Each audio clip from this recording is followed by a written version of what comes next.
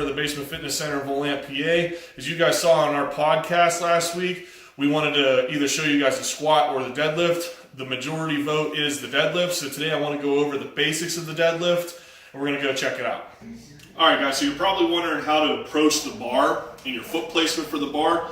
Now, for some of you guys out there, we're going to be setting up for the conventional. We want to usually set up about hip to shoulder width apart. Now, if you guys aren't sure of what stance you should take, what you can do is jump in place, and you're going to land in your natural athletic position. So if you were to do it, you'd be here, jump, catch yourself. How your feet and how you catch yourself is actually going to be your proper deadlift stance. So from here, we will take that and we will walk up to the bar, and you want to make sure the bar is just touching your shins or almost touching the shins. And then from here, we'll break our hips back.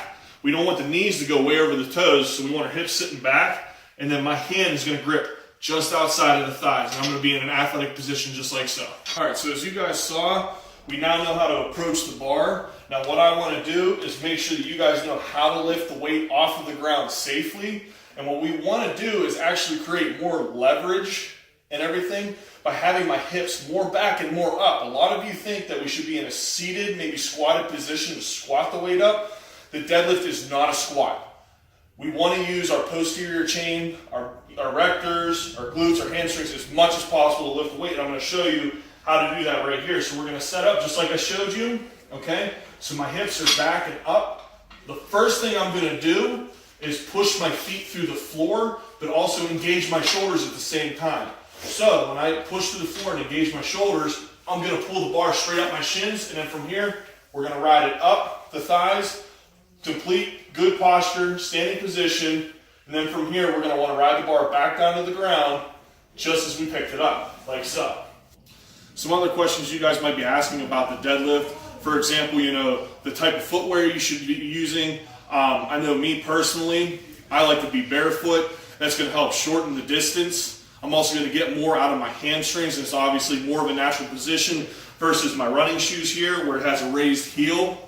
Now, for some of you other lifters out there, you might have heard of like Olympic lifting shoes and stuff. That's going to engage a bit more quad, and I have seen some guys do it. So it depends on your biomechanics. That'll be down the road in our series here when I go over all that. But like I said, me personally, I like to have no shoes. If not, a deadlift slipper has a rubber sole underneath. The next question we commonly get is, should I be wearing a belt? For you beginners out there, I would say deadlift as long as you can without the belt so that you develop your core as much as possible. The belt is a tool to help keep you in better position, but if you're not really comfortable with the positions and how to deadlift yet, there's no point. You got to learn how to use it first, being able to push out against it and bracing yourself. So for you beginners out there, I would recommend training without the belt as long as possible. And then the last question we usually get, should I be wearing straps? I think you should avoid straps as long as possible, only because you need to develop your grip strength. Now, if you're not going to compete, you want to do bodybuilding, whatever, that's a different thing. You can strap up then, because obviously you're going to be working more on the muscle groups, keeping it under tension, say, glutes, hamstrings, back, whatever it may be.